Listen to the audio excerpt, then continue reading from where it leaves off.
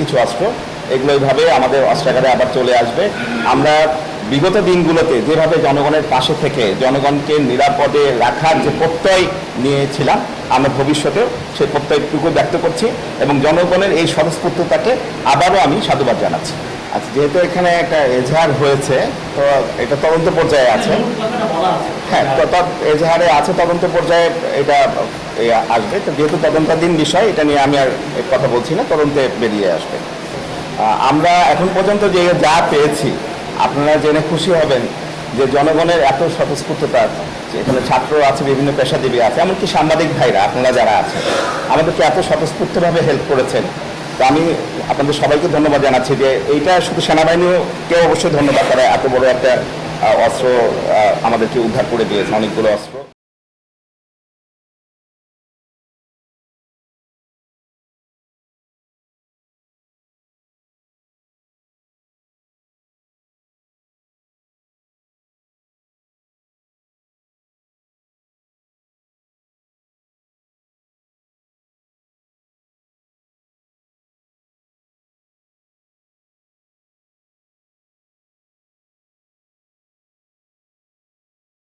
এজাহার হয়েছে, তো এটা তদন্ত পর্যায়ে আছে। হ্যাঁ, এজাহারে আছে, তদন্ত পর্যায়ে এটা আসবে। তো যেহেতু তদন্তাধীন বিষয়, এটা নিয়ে আমি আর কথা বলছি না, তদন্তে বেরিয়ে আসবে।